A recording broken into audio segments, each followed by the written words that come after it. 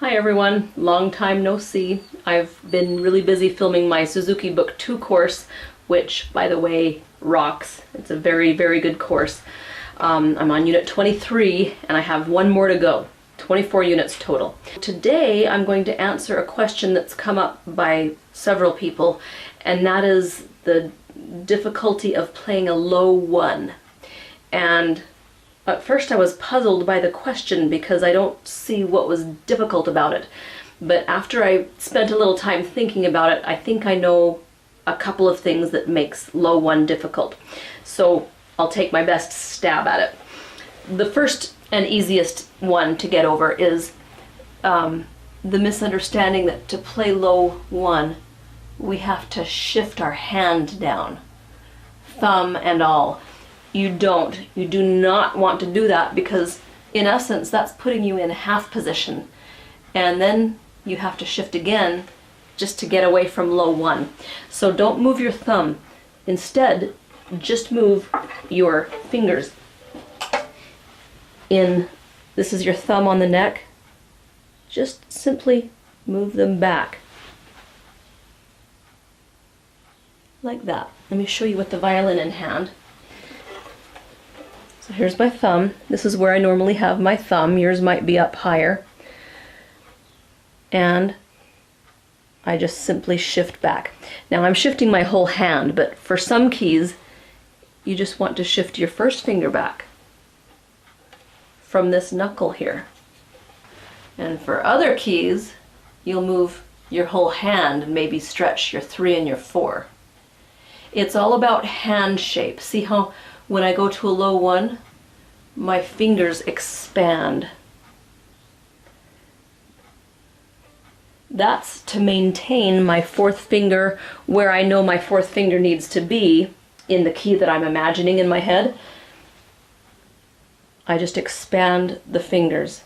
For some keys, you might move your whole hand back, but that's generally not the case.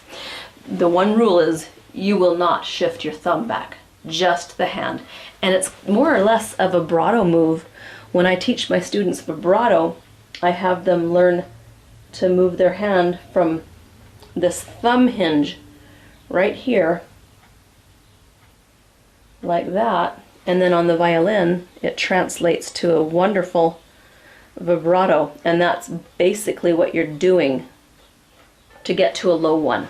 So that's issue number 1 that might be confounding some of you. The other one is a little trickier. It's the issue of your contact points. Galamian says in his book that we have 3 contact points with the left hand. The first one is the thumb, and that's obvious. The other one is the finger that's making the note. That's also obvious. But there's a third one, and it's right here. Galamian says it's okay to have that 3rd contact point.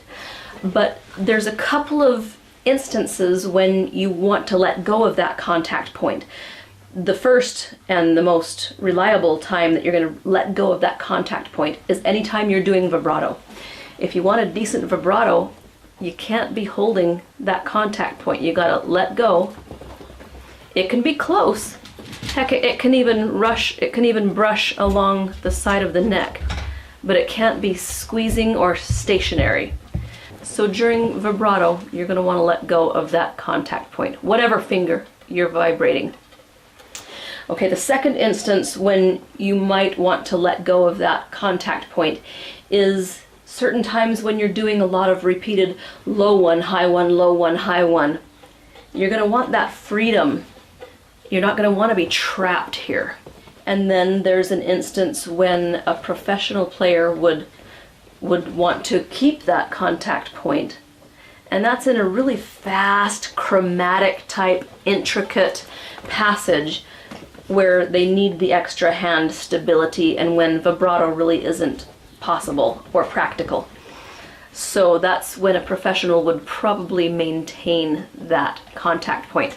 Otherwise, professional players are vibrating every note all the time, and so by the time you get up to a advanced or a professional level, this 3rd contact point is pretty much gone. Okay, but like I said, you can use it as a point of stability when you need it in certain passages. But for moving your first finger low, high in a repeated passage, I would guess that you're going to want to let go of that contact point. So try that, and if that works, great, we've solved your problem. If it doesn't work, maybe try the opposite and try gently holding on to that sound, that contact point, and see if it gives you the stability you need to move around.